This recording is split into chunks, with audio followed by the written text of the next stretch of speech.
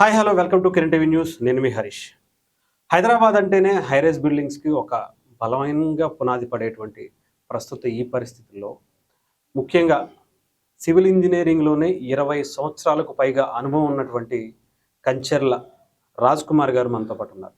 అసలు హైదరాబాద్లో హైరైజ్ బిల్డింగ్స్కి ఉన్నటువంటి ప్రాధాన్యత ఏంటి, అలాగే ముఖ్యంగా సివిల్ ఇంజనీరింగ్కి సంబంధించి ఎటువంటి ఇబ్బందులు హైదరాబాద్లో ఉండేటువంటి పరిస్థితులు ఉన్నాయి, ఇక్కడ ఉండేటువంటి గవర్నమెంట్ ఎలాంటి సపోర్ట్ ఇస్తుంది, ఇవన్నీ కూడా తెలుసుకునే ప్రయత్నం చేద్దాం. సార్ నమస్తే.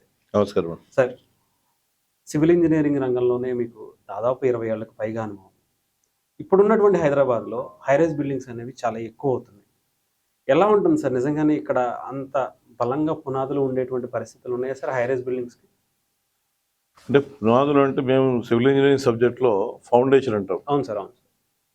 అంటే బేసికల్గా హైదరాబాద్ డక్కన్ ప్లాటూ. అవును సార్. ఇక్కడ సాయిల్కి ఎటువంటి ప్రాబ్లం లేదు. ఓకే. సో హైరైజ్ బిల్డింగ్స్కి ఎటువంటి సాయిల్ ఉన్నా కట్టడం చేయొచ్చు. ఓకే. ఆ సాయిల్కి దాని తరబడి డిజైన్ చేసుకుంటాం. హైదరాబాద్కి మనకి ఎందుకంటే స్కేర్ సిటీ ఆఫ్ ల్యాండ్, అంటే కోర్ సిటీలో స్కేర్ సిటీ ఆఫ్ ల్యాండ్ ఉంది. అవును సార్. అందరినీ ఒక దగ్గర అకామిడేట్ చేయాలంటే వర్టికల్గా వెళ్ళాల్సిన దానికంటే వేరే గత్యంతరం లేదు. సో దానికోసమని high rise buildings in the main core సిటీలో అది అనివార్యం. ఓకే. సో తప్పకుండా హై రైజ్ బిల్డింగ్స్ హైదరాబాద్కి అవసరము. ఓకే. అదే ఇప్పుడు కాన్సన్ట్రేటెడ్గా ఒక చోట కాకుండా చాలా మొత్తం సిటీ అంతా కూడా నలుపక్కల కూడా నలుదిక్కులో కూడా స్ప్రెడ్ చేస్తే బాగుంటుంది. అంటే ఇప్పుడు ఎక్కువగా కూడా అందరూ హైరైజ్ బిల్డింగ్స్ మీద ఇష్టపడుతున్నారు సార్. ఇప్పుడు గేటెడ్ కమ్యూనిటీస్ కావచ్చు, ఇవన్నీ కూడా ఆ స్థాయిలోనే నిర్మిస్తున్నారు. సేఫ్గా ఉంటాము అనే దానికి హ్యాపీగా ఉండొచ్చా సార్? ఎటువంటి ఇబ్బంది లేక హైదరాబాద్కి ఎటువంటి ఇబ్బంది ఉండొచ్చు. మనకి ఇప్పటి వరకు హైదరాబాద్కి మిగతా స్టేట్స్కి సంబంధించి పోలికలు ఉంటాయి. కొంచెం ఇక్కడ కొంచెం సేఫ్గా ఉంటుంది, సాయిల్ మీరు అన్నట్టు మంచిగా ఉంటుంది, ఇబ్బంది ఏం లేదు. అవును, అలాంటి హ్యాపీగా ఉండే పరిస్థితి ఉండొచ్చు, ఇబ్బంది ఏం లేదు. ఓకే. అయితే హైదరాబాద్లో ఈ హై రైజ్ బిల్డింగ్స్లో ఎందుకు వర్టికల్గా వెళ్తున్నారంటే, ఒక చోట ఇంత ల్యాండ్లో మనం ఇంతమందిని అకామిడేట్ చేయాలి అంటే ఇప్పుడు ల్యాండ్ ప్రైసెస్ కూడా బాగా పెరిగిపోయాయి. ఈ ల్యాండ్ ప్రైసెస్ అఫోర్డబిలిటీ లేదు కాబట్టి దాన్ని ఆ ల్యాండ్ని పార్సల్స్ని వర్టికల్గా వేసి అందరికి డిస్ట్రిబ్యూట్ చేస్తున్నారు. సింపుల్. ఓకే. అంటే ఒక ల్యాండ్ మీద ఇంతమంది ఎక్కువ మంది ఉంటే దానికి ఆ కొనే వాళ్ళకి కూడా ల్యాండ్ వాల్యూ కూడా డిస్ట్రిబ్యూట్ అవుతుంది కాబట్టి కన్స్ట్రక్షన్ వాల్యూ యాడ్ చేసి దాని తర్వాత బిల్డర్లు అమ్ముతున్నారు. కానీ మిగతా వాటితో పోల్చుకుంటే నార్మల్ అపార్ట్మెంట్స్ ఈ గ్రేటెడ్ కమ్యూనిటీ ఉంటే ఎక్కువగా, అంటే ఒక 10 ఫ్లోర్ల వరకు ఉండే బిల్డింగ్స్ కన్నా హైరైజ్ బిల్డింగ్స్కి కాస్ట్ ఎక్కువ ఉంటుంది. ఎందుకని సార్?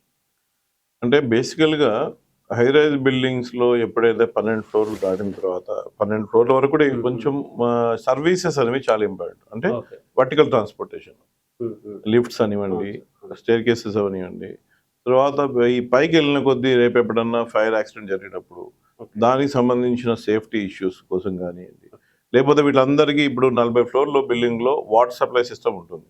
40 ఫ్లోర్లకు డిస్ట్రిబ్యూషన్ అన్ని ఫ్లాట్లకు ఈక్వల్గా రావాలి. తర్వాత అదేవిధంగా ఈ సీవేజ్ డిస్పోజల్ కూడా 40 ఫ్లోర్ల నుంచి వేరే వేరే వాటికి డిస్పోజ్ అవ్వాలి. సో ఈ అన్నిటికీ ఈ మెకానిజం అంతా డిజైన్ చేయడానికి కొంచెం కాస్ట్ పెరుగుతుంది తప్పకుండా. సో పెరిగినప్పుడు ఏమవుతుందంటే దాంతోపాటు ఈ హైరైజ్ బిల్డింగ్ కట్టే చోట కూడా ల్యాండ్ వాల్యూస్, ఇప్పుడు మీరు మొన్ననే చూసారు, ల్యాండ్ని ఆక్షన్ చేసినప్పుడు 100 crores per acre కొన్నారు. అంటే ఆల్మోస్ట్ సూచాయిగా 2000 నుంచి 3000 రూపాయలు per square feet land cost. ఒక 40 ఫ్లోర్ 4 FSI 5 FSI తీసుకున్నప్పుడు కూడా సో మనకు 2000 నుంచి 3000 3000 వరకు కూడా ఓన్లీ ల్యాండ్ కాస్ట్ పడుతుంది. ఓకే. సో దానికి కన్స్ట్రక్షన్ కాస్ట్ యాడ్ చేస్తే ఒక 2000 నుంచి 2500 3000 వరకు రావచ్చు. ఓకే. సో దానివల్ల కాస్ట్ ఆటోమేటికల్గా ఇంప్లికేషన్ అవుతుంది. దానికి బిల్డర్ ఇన్వెస్ట్మెంట్ చేస్తాడు, వాళ్ళకి ప్రాఫిట్ రావాలి, ఇన్వెస్ట్మెంట్కి రిటర్న్ రావాలి, బ్యాంక్ లోన్ తీసుకుంటారు, ఇవన్నిటి కూడా అవన్నీ క్రోడీకరించుకొని builder is fixing a price. Okay. అంటే ఇప్పుడు మీకు ముఖ్యంగా సివిల్ ఇంజనీర్స్ అందరికీ కూడా ఈ హైరైజ్ బిల్డింగ్ మీద ఎక్కువ ఎఫర్ట్ పెట్టాల్సి వస్తే నార్మల్ బిల్డింగ్ మీద ఎక్కువ ఎఫర్ట్ పెట్టాలి? నార్మల్ ఏ బిల్డింగ్ అయినా ఇంజనీరింగ్ క్యాలిక్యులేషన్స్ అనేది తప్పకుండా సైంటిఫిక్ క్యాలిక్యులేషన్స్ అనేది అవసరం. అయితే ఈ హైరైజ్ బిల్డింగ్ డిజైన్లో చాలా precautions, safety considerations, other considerations తీసుకొని చేయాల్సి వస్తుంది కాబట్టి కొంచెం టైం ఎక్కువ పడుతుంది. మీకు ముఖ్యంగా ఈ 25 yearsలో ఏదన్నా కొంచెం కాంప్లికేటెడ్ అనిపించిన ఏదన్నా ప్రాపర్టీ ఉందా సార్? ఏమన్నా మనకి ప్రాజెక్ట్ ఏమన్నా? అంటే ఏ బిల్డింగ్ అయినా డిజైన్ చేయడం అనేది చాలా ఇబ్బంది ఏం లేదండి, ఎటువంటి బిల్డింగ్ అని. ఇప్పుడు మేము టీ హబ్ 2 అనేది బిల్డింగ్ చేసాం, ఓకే. ఆల్మోస్ట్ 10 floors అది. దాంట్లో 39 meters ఒకవైపు క్యాంటిలివర్, 19 meters ఒకవైపు cantilever, both sides 9 meter cantilever. అది కొంచెం కాంప్లికేటెడ్ డిజైన్. 39 meters క్యాంటిలివర్ అంటే ఆల్మోస్ట్ 120 feet, 130 feet క్యాంటిలివర్ పెట్టినప్పుడు, ఓకే. సో దానికి డిజైన్ క్యాలిక్యులేషన్స్ వేరే ఉంటాయి. దాంట్లో ఎక్స్పర్ట్స్, స్ట్రక్చరల్ ఇంజనీర్ ఎక్స్పర్ట్స్, తర్వాత వాటిని ప్రూఫ్ చెక్ చేయించడము, తర్వాత దాన్ని వెట్టింగ్ చేయించుకొని కట్టడం అనేది ఆనవాయితీ అండి. అంటే ఇప్పుడు టీ హబ్ అనేది ఒక సపరేట్ ఆర్కిటెక్చర్ లో ఉంటుంది సార్. అలాంటి వాటికి కొంచెం ఎక్కువ వర్క్ చేయాల్సి వస్తుంది సార్. చేయాల్సి వస్తుంది, టైం కన్జ్యూమ్ ఎక్కువ అవుతుందండి. ఓకే. అంటే ఇప్పుడు మనకి హైటెక్ సిటీస్, ఇప్పుడు మీరు మన టీ హబ్ ఆ ఏరియాలో చాలా వరకు హైరైజ్ బిల్డింగ్స్ కావచ్చు, వచ్చాయి. ఇలాంటి టిపికల్ ఆర్కిటెక్చర్ ఉండేటువంటి కన్స్ట్రక్షన్ బాగా జరుగుతుంది. అవును, వాటికి మనం ఎక్కువగా కొంచెం ఇబ్బంది పడాల్సిన అవసరం ఏం లేదు. దానికి కావాల్సిన సాఫ్ట్వేర్స్ ఉన్నాయి, దానికి కావాల్సిన డొమైన్ ఎక్స్పర్ట్స్ ఉన్నారు మన దగ్గర. ఆ ఎక్స్పర్ట్స్ తో మనం చేయించుకుంటాం. ఇప్పుడు మనం అంటే ఇంతకుముందు హైరైజ్ బిల్డింగ్స్ అంటే ఎక్కువ మన ఇతర కంట్రీస్లోనే చూసేవాళ్ళం, ఆ తర్వాత ముంబై, ఢిల్లీ ఇలాంటి ప్లేసుల్లోనే. హైదరాబాద్కి వచ్చేటప్పటికి ఈవెన్ మోర్ దెన్ మన ఇతర కంట్రీస్లో ఎలా అయితే ఆర్కిటెక్చర్ అంత బాగా డిజైన్ చేస్తున్నారో అలాంటి బిల్డింగ్స్ ఇక్కడ కనిపిస్తుంది. అవును, ఇప్పుడు ఇక్కడ అంత ఇంట్రెస్ట్ చూపిస్తున్నారంటారు సార్ ఇక్కడ ఉండేటువంటి పీపుల్ కావచ్చు? తప్పకుండా ఉంటుంది. ఇప్పుడు డిమాండ్ ఉంటేనే కదా సప్లై ఇచ్చేది. అవును సార్. అవును. సప్లై ఓన్లీ సప్లై వచ్చేస్తే సర్ప్లస్ అవుతుంది. అవును సార్. సో డిమాండ్ వర్సెస్ సప్లైకి ఆల్మోస్ట్ మనకు ఈ గత 1 year ముందు వరకు కూడా చాలా డిమాండ్ సప్లై ఆల్మోస్ట్ ఉంది కాబట్టి ఎక్కువ బిల్డింగ్ కట్టాల్సి వచ్చింది. జనాలు డిమాండ్ ఉన్నది కాబట్టి కడుతున్నారు, లేకపోతే ఎందుకు కడతారు? సో డెఫినెట్లీ డిమాండ్ ఉంది, ఆ డిమాండ్కి అనుకూలంగానే కడుతున్నారు. ఇప్పుడు కొంచెం సర్ప్లస్ ఉంది, జనాలు వెయిట్ అండ్ వాచ్ సిచ్యువేషన్లో ఉన్నారు. ఓకే. సో అది it will be stabilised in next 6 months అండి. ఓకే. అంటే ఇక్కడ 6 months to 1 year. Real estate గురించి సార్ మనం. అవును, అంటే కొంచెం ఇక్కడ ఉన్నటువంటి కొంచెం పరిస్థితులు అలా అనుకూలించకపోవచ్చు, అవును. కొంచెం ఫ్యూచర్ లో అయితే బాగానే ఉండే పరిస్థితి. తప్పకుండా Hyderabad has become a self motivated auto run మోడ్లోకి వెళ్ళిపోయిందండి. Hyderabad is a brand itself now. So ఈ పొలిటికల్ వేరియేషన్స్ ఏమొచ్చినా ఇంకేం వచ్చినా కానీ ఆ హైదరాబాద్ గ్రోత్ను ఆపలేరు. బట్ సమ్ టైమ్స్ కొంచెం సార్లు కన్సల్టేట్ అవ్వాల్సిన అవసరం ఉంటుంది. సో ఆ కన్సల్టేషన్ స్టేజ్లో ఉన్నాం మనం. తప్పకుండా Hyderabad is A growing city and ఈ గ్రోత్ని ఎవరు ఆపలేరు. ఇంకా అంటే ఏ పొలిటికల్ పార్టీ వచ్చినా ఆ గ్రోత్ ఇంజిన్ అట్లాగే సెల్ఫ్ ప్రొపెల్డ్గా ఉంటుంది. అంటే ఇప్పుడు ఇంజనీరింగ్లో ఇప్పుడు మనకి సివిల్ ఇంజనీరింగ్ తీసుకుంటాం అనేది ఒక టఫ్గా చూసుకోవాలి. ఇప్పుడు ఎవరన్నా మీరు 25 years నుంచి ఇదే ఫీల్డ్లో ఉన్నారు, ఇప్పుడు వచ్చే వాళ్ళకి ఎవరికన్నా కొంచెం బాగుంటుంది అంటారు సార్? మనకి ఎవరన్నా రావాలి అనుకుంటే అదే నా ప్రతిసారి నా ఇంటర్వ్యూస్లో కానీ పబ్లిక్ ఫోరమ్స్లోనే అదే చెప్తున్నాను. సివిల్ ఇంజనీర్స్ డిమాండ్ అనేది చాలా ఉందండి.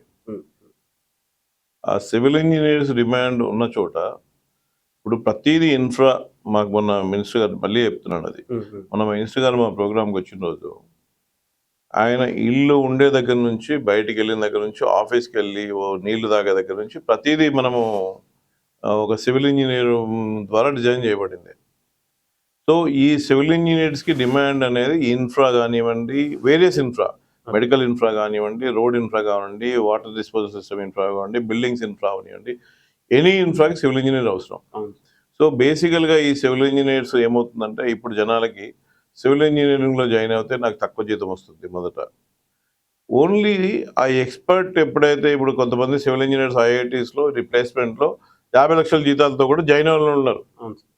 అంటే మనము మన ఇండివిజువల్ ఎక్స్పర్టైజ్ ఎప్పుడైతే పెంచుకుంటామో చదివే టైంలో కానివ్వండి, చదువు అయిపోగానే కానివ్వండి, ఒక 4-5 years ఎక్స్పీరియన్స్ సివిల్ ఇంజనీర్కి వచ్చిన తర్వాత you will become master. Okay. So ఇప్పుడు మా దగ్గర చాలా మంది ఎక్స్పీరియన్స్ పీపుల్ కూడా ఉన్నారు, రిటైర్ వాళ్ళని కూడా తీసుకున్నారు. ఎందుకంటే మాకు కొత్త ఇంజనీర్ల దగ్గర ఆ కేపబిలిటీ దొరకట్లేదు మాకు, లేకపోతే అనుభవంగా లేదు అని చెప్పేసి తీసుకోవాల్సి వస్తుంది. అదే కొత్త వాళ్ళు వాళ్ళ థింకింగ్ చాలా డైనమిక్ అండి, కొత్త ఇంజనీర్స్ ఎవరు బయటకు వస్తున్న వాళ్ళు. సో అదే విధంగా ఏమైందంటే ఈ సివిల్ ఇంజనీర్లో జాయిన్ అవ్వట్లేదని కాలేజీలలో కూడా సివిల్ ఇంజనీరింగ్ బ్రాంచ్నే క్లోజ్ చేస్తున్నారు. అంటే చాలా మంది ఏమనుకుంటున్నారంటే ఇది ఒక మాస్ జాబ్, మనం రఫ్ గా ఉండాలి, కన్స్ట్రక్షన్ సైట్స్ లో అట్లా ఇబ్బంది పడతాం అంటే వచ్చే యువత కూడా. బేసికల్ గా సివిల్ ఇంజనీర్స్ అంటే నేషన్ బిల్డర్స్ అండి. ఇప్పుడు మీరు హైదరాబాద్ కాకుండా ప్యారిస్ తీసుకున్నారు, ప్యారిస్ లో ఏం గుర్తొస్తుంది మీకు? Eiffel tower. ఈఫిల్ టవర్ ఎవరు కట్టారు? ఇంజనీరింగ్. అమెరికా తీసుకోండి, స్టాచ్యూ ఆఫ్ లిబర్టీ ఎవరు కట్టారు? ఇంజనీర్ ఇంజనీరే కదా, సివిల్ ఇంజనీర్ కదా కట్టింది. హైదరాబాద్ లో ఇన్ని బిల్డింగ్స్ ఇన్ని బిల్డింగ్స్ ఎవరు కట్టారు? సివిల్ ఇంజనీర్సే కదా.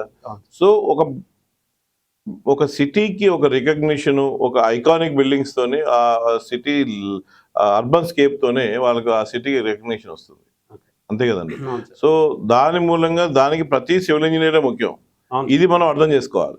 అంటే డెఫినెట్ గా మనుషులు ఉన్నంత కాలం సివిల్ ఇంజనీరింగ్ అసలు డోకా లేదండి. అసలు మన హ్యాబిటేషన్ ఎంతవరకు అయితే హ్యాబిటేషన్ సర్వైవ్ అవ్వాలో, సేఫ్టీ గురించి కానివ్వండి, సర్వైవల్ గురించి కానివ్వండి, లేకపోతే ఇంకా ఏదైనా హ్యాబిటేషన్ సంబంధించిన ఏ అవసరం ఉన్నా కానీ సివిల్ ఇంజనీర్ లేకుండా అవదండి. ఓకే. ఇకపోతే మొన్న మీరు ఒక సెషన్ కూడా పెట్టారు, ఒక 2 days 3 days, బాగా గ్రాండ్ సక్సెస్ అయింది. గవర్నమెంట్ నుంచి కూడా మినిస్టర్ మంచి సపోర్ట్ వచ్చింది. అవును.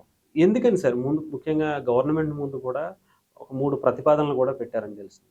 ఏంటి సార్ దానివల్ల సివిల్ ఇంజనీర్స్ కి ఇప్పుడు ఉన్నటువంటి ఇక్కడ ఉన్న కన్స్ట్రక్షన్ కి ఎలాంటి ఉపయోగం? ఇప్పుడు బేసికల్ గా ఏమైందంటే మేము engineers bill, all India engineers, ఇప్పుడు అడ్వకేట్స్ కి ఒక కౌన్సిల్ ఉందండి, అడ్వకేట్స్ యాక్ట్ ఉంది, మన డాక్టర్స్ కి మెడికల్ కౌన్సిల్ ఉంది. అదే విధంగా ఇంజనీర్స్ అందరికి పెట్టమని మేము చాలా రోజుల నుంచి దాని గురించి వర్క్ చేస్తున్నాం. కానీ సివిల్ ఇంజనీర్ మన దాంట్లో ఇప్పుడు సెంట్రల్ గవర్నమెంట్ లో ప్రపోజల్ రెడీగా ఉంది.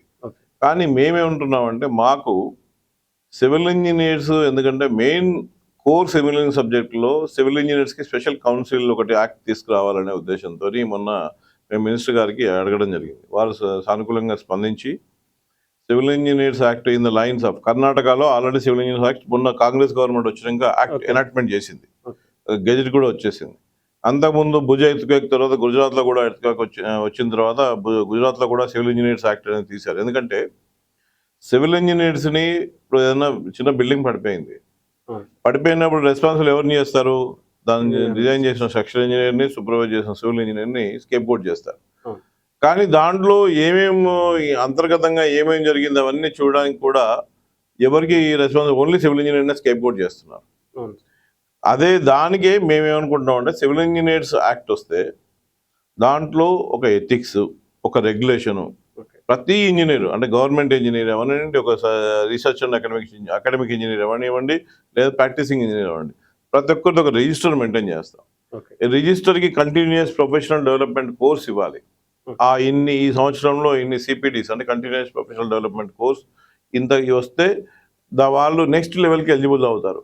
అదే విధంగా దీన్ని ఒక సివిల్ ఇంజనీర్ యాక్ట్ చేస్తే ఏమవుతుందంటే అంత రెగ్యులేషన్ వస్తుంది, వాళ్ళు చేసే పనికి ప్రతి నిబద్ధతతోని రెస్పాన్సిబిలిటీతో చేస్తారనే ఉద్దేశంతో ఈ సివిల్ ఇంజనీర్ యాక్ట్ చేయమని అడగడం జరిగింది గవర్నమెంట్కి.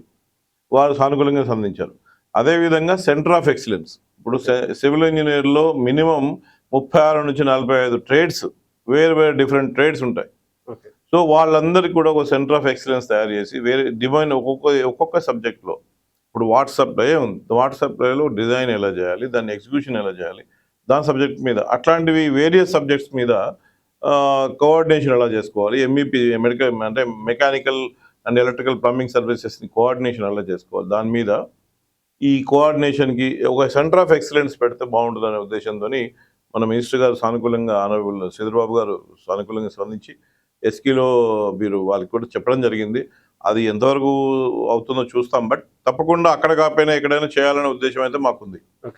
అదేవిధంగా మొన్న ఇప్పుడు ఈ ఇందిరమ్మ ఇల్లు కూడా చాలా 5 లక్షల ఇల్లు కట్టబోతున్నారు, అంటే ఒక్కొక్క ఇల్లు 5 లక్షలతో. 5 లక్షల్లో అది మీకు ప్రపోజల్ పెట్టారా సార్? లేదు, గవర్నమెంట్ ప్రపోజల్ ఏంటంటే 5 లక్షల్లో మేము ఇస్తాము, మీరు ప్లేస్ ఉంటే ఇల్లు కట్టుకోవచ్చు అనే ఉద్దేశంతో 5 లక్షలు గవర్నమెంట్ సబ్సిడీ ఇస్తుంది. సో ఆ 5 లక్షల్లో ఇల్లు 5 లక్షల్లో అయ్యే విధంగా మాకు కూడా ప్రపోజల్స్ రెడీ చేసుకొని ఏం టెక్నాలజీ వాడి మీరు 5 లక్షల్లోనే చేయగలరు అనే ఉద్దేశం తీసుకురామని చెప్పడం జరిగింది. దాని మీద మేము వర్క్ చేస్తున్నాం already. So very shortly we are going to meet the honourable minister, housing minister and Sridharbabu గారితో పాటు కలిసి పాసిబుల్ అండి సార్ 5 లక్షల్లో మనకి చేయొచ్చు, చేయొచ్చండి, తప్పకుండా చేయొచ్చు. క్వాలిటీలో ఎటువంటి ప్రాబ్లం లేకుండా కూడా చేయొచ్చు. దీంట్లో ఏంటంటే మిక్స్డ్ టెక్నాలజీతో చేయాలి, అంటే కొంత ప్రీకాస్ట్, కొంత అక్కడ కాస్ట్ ఇన్ సిటు అంటే సైట్లో చేసే విధంగా చేసి చేయొచ్చు అండి, తప్పకుండా చేయొచ్చు. అంటే ఇప్పుడు చాలా మంది హైదరాబాద్కి సంబంధించిన ఎక్కువ సైట్స్లో ప్రతి ఒక్కరికి ఇల్లు అనేది ఒక కళ. అలాంటివి కొన్ని అపార్ట్మెంట్స్ కావచ్చు, వీటి ఇప్పుడు హైరేజ్ బిల్డింగ్స్ కావచ్చు, క్వాలిటీ అంటే కొంతమంది తక్కువకి ఇస్తారు, కొంతమంది ఎక్కువకి ఇస్తారు, కొంతమంది ఇంకా ఎక్కువ హై రేంజ్కి వెళ్తా ఉంటారు. బట్ క్వాలిటీని మనం ఏమన్నా బాగానే మెయింటైన్ చేస్తున్నారంటారా సార్ ఇప్పుడున్న హైదరాబాద్ పరిస్థితుల్లో? క్వాలిటీ అనేది తప్పకుండా మెయింటైన్ చేయాల్సి వస్తుంది. ఉమ్, కానీ ఏంటంటే అక్కడ ఉన్న కొన్ని వాళ్ళు, ఇప్పుడు మీరు బయర్ ఉన్నారనుకోండి, మీకు టెక్నికల్గా నాలెడ్జ్ లేదు, మీరు ఏం చేయాలి? మీరు కొనే వస్తువుని మంచిగా ఉందా, క్వాలిటీతో కట్టాలా లేదా ఎవరితో చూపించుకోవాలి? ఒక క్వాలిఫైడ్ సివిల్ ఇంజనీర్తో చేయించుకోవాలి, సర్టిఫికేషన్ చేయించుకోవాలి.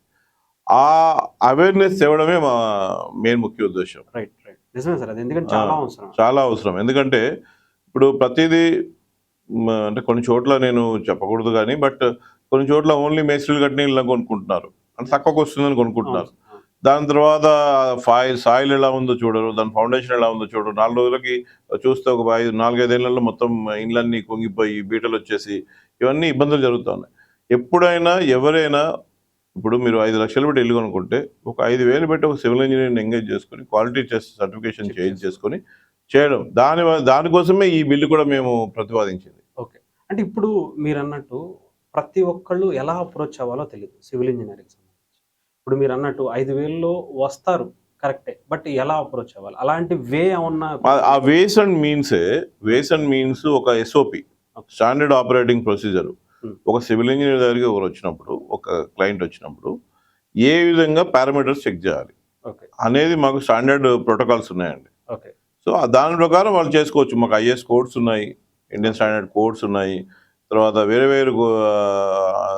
అడ్వాన్స్ కోడ్స్ కూడా ఉన్నాయి, దాన్ని అన్వయించుకునే కోడ్స్ ఉన్నాయి. ఇవన్నీ చూసి చేయొచ్చండి. అంటే ఇప్పుడు ఎవరైనా ఒక ఇల్లు కొనుక్కోవాలనుకుంటే మిమ్మల్ని అప్రోచ్ అయితే తప్పకుండా మేము గైడెన్స్ ఇస్తామండి. ఇప్పుడు చాలా మందికి అవసరం సార్, ఎందుకంటే ఒకళ్ళు ఇల్లు కొనుక్కుంటారు, అది ఎలా కట్టారు, కాంట్రాక్ట్ ఎలా కట్టాడు అనేది తెలియదు. బట్ ఎవరన్నా ఇది ఒక ఇంత ఖర్చు పెట్టుకున్నప్పుడు ఒక 5,000, 10,000 ఖర్చు పెట్టుకుని అది సాయిల్ టెస్ట్ కావచ్చు, లేదా ఏదైనా కానివ్వండి. Whatever you're investing, it is a hard earned money and you should be justified. Whatever the money you are investing, it should be justified. So దానికోసం అలాంటి వాళ్ళ హెల్ప్ తీసుకోండి అని మేము చెప్తున్నాం. తీసుకోండి, సర్టిఫికేషన్ తీసుకోండి, ఒక సర్టిఫికేట్ పెట్టుకోండి. రేపు ఏమైనా అయినప్పుడు ఈయన సర్టిఫికేట్ చేసాడు అని మమ్మల్ని రెస్పాన్సిబిలిటీ కూడా చేయొచ్చు. You can make us responsible for that. So ఇదేంటంటే it is all uh awareness లేకనే చాలా మంది ఇబ్బంది పడుతున్నారు ఇప్పుడు. రైట్ సార్, ఇంకా పూర్తిగా అంటే కంప్లీట్గా హైదరాబాద్ ఇప్పుడు ఉన్నటువంటి పరిస్థితుల్లో ఈ రియల్ ఎస్టేట్కి కావచ్చు, హై రైజ్ బిల్డింగ్స్ కావచ్చు, డెఫినెట్గా గ్రోత్ అయితే డెఫినెట్గా ఉంటుంది అంటున్నారు. రేపు అమరావతి కావచ్చు, లేదంటే ఆంధ్రప్రదేశ్కి సంబంధించి అక్కడ కూడా బాగానే ఉంటుంది అంటారా సార్? తప్పకుండా ఉంటుంది. అమరావతి అనే ఒక సిటీ డెవలప్ అయిన తర్వాత దట్ ఒక సిటీలో హ్యాబిటేషన్, హ్యాపీలీ లివింగ్ ఎప్పుడైతే ఉంటుందో, అన్ని ఫెసిలిటీస్, అంత ఇన్ఫ్రా ఎప్పుడైతే క్రియేట్ చేయబడుతుందో, అప్పుడు ఇప్పుడు మీరు ఇంటికి వెళ్ళాక సాయంత్రం నీళ్ళు రావట్లేదు, ఏం ఫీల్ అవుతారు? మీ మురుగు నీరు బయటికి పోవట్లేదు, ఏం ఫీల్ అవుతారు? ఇంటికి వెళ్ళడానికి దారి రోడ్ బాగాలేదు, ఏం ఫీల్ అవుతారు? అవన్నీ చూడాలి. ఇవన్నీ చూసుకొని ఏదో చీప్గా వస్తుందని కొనుక్కోకుండా, ఇవన్నీ పర్మిషన్స్ కానివ్వండి, లేకపోతే కరెక్ట్ పర్మిషన్. నా దగ్గరికి చాలామంది ఫోన్ చేస్తుంటారు, సార్ ఇట్లా మేము మోసపోయాము, దీనికి పర్మిషన్ లేదు, అయినా మేము కొనుక్కున్నాము, లేకపోతే మోటగేజ్లో ఉంది, మేము కొనుక్కున్నాం, బిల్డర్ దాచిపెట్టాడు, ఇలాంటివన్నీ మాకు వస్తుంటాయి. అంటే ఇవన్నీ ఎప్పుడైనా ప్రికాషన్ అనేది చాలా నెసెసరీ అండి. అయిపోయిన తర్వాత మనము బాధపడితే లాభం లేదు. ఇప్పుడు your hard earned money you are pouring into your life.